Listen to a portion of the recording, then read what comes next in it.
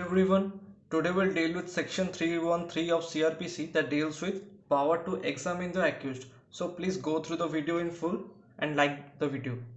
So with a view to give an opportunity to the accused person to explain the circumstances appearing in evidence against him, section 313 provides for the examination of the accused by the court. This is of immense help to the accused person, particularly when he is undefended. Here, court to question the accused properly and fairly so that he understands the exact case and provide him an opportunity to explain any such point. So, the object of section 313 is for the purpose of enabling the accused to explain any circumstances appearing in the evidence against him.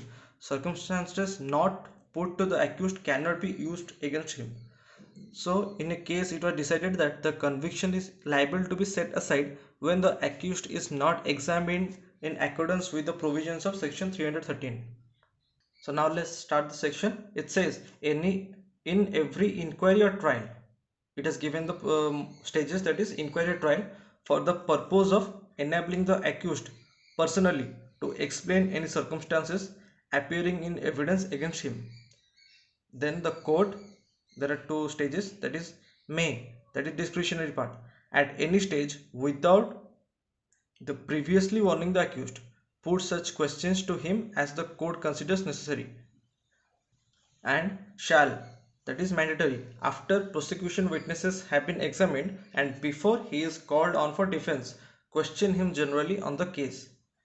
So in short, we can write that at any stage court may question the accused as it considers necessary, and when the prosecution witnesses have been examined, then the court shall question him generally, and that should be before he is called on for defense.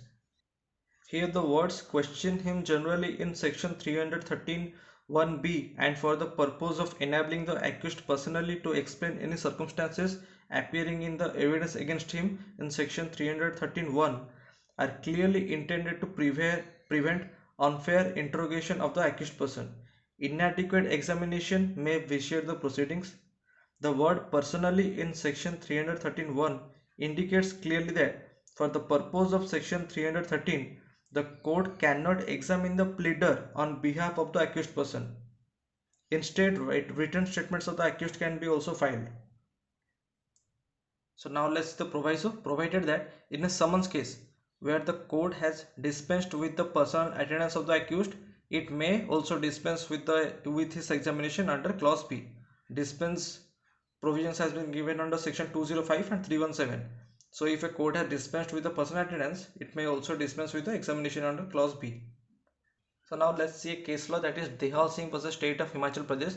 It was stated that as no oath is administered in section 313, so it does not come under the purview of section 3 Indian Evidence Act, which is an evidence.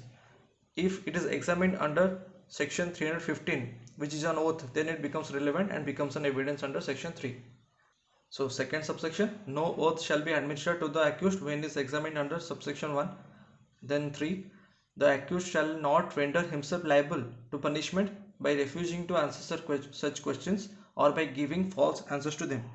So the accused is not bound to answer the questions, and according to subsection 3, he shall not render himself liable to punishment simply by refusing to answer the questions or by giving false answers to them.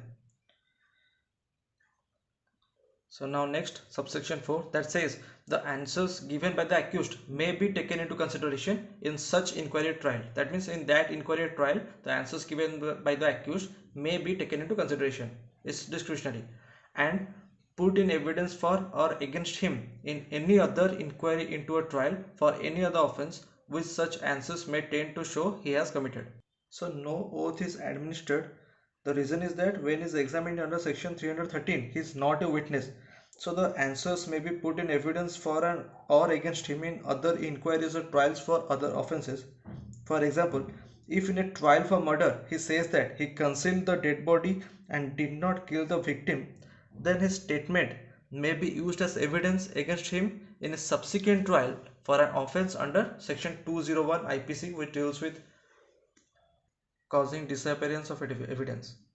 So now let's see the final subsection that says the court may take help of prosecutor and defense counsel in preparing relevant questions which are to be put to the accused, and the court may permit filing of written statement by the accused as sufficient compliance of this section. So now let's see some more points regarding this.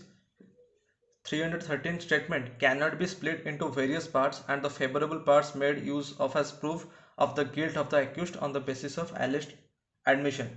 It means courts are not precluded from deriving assistance from the statement of the accused under section 313 and consider it not in isolation but in conjunction with the evidence adduced by the prosecution. So if in a case the accused confesses before the court during the examination under section 313 whether it will be amount for his conviction, then it was laid down in State versus Lakshmi that conviction can be founded upon confession of guilt made by the accused at any stage, including the stage of making statement under section 313. But generally, a statement of the accused person under section 313 is not substantive piece of evidence, and therefore a conviction cannot be based on such a statement alone. So proviso to subsection 1 says that in a summons case the court may dispense with the examination if it has dispensed the personal attendance of the accused. So whether the examination of the accused can be dispensed with in warrant cases. So it was laid down in Basavras Patel versus state that as a general rule, it is necessary for accused to personally remain present in court for section 313B. However, if remaining present involves undue hardship and large expenses, the court can dispense even in warrant cases after adopting measures to comply with the requirements of this section in a substantial manner. So again, conviction of accused cannot be based merely on statement made under section 313 as it is not substantive piece of evidence. Also, mere improper or defective examination under section 313 is no ground for setting aside the conviction of the accused unless prejudice has been caused. So this is basically the what is the effect of non-compliance of section 313. Further, any omission on part of the court to question the accused on any incriminating circumstance would not ipso facto vitiate the trial unless some material prejudice is shown to have been resulted. So whether the court can call upon the accused again and again for the examination under this section. So power to call the accused to answer questions more than once after the conclusion of the prosecution evidence is not a good routine or is not done in a mechanical manner.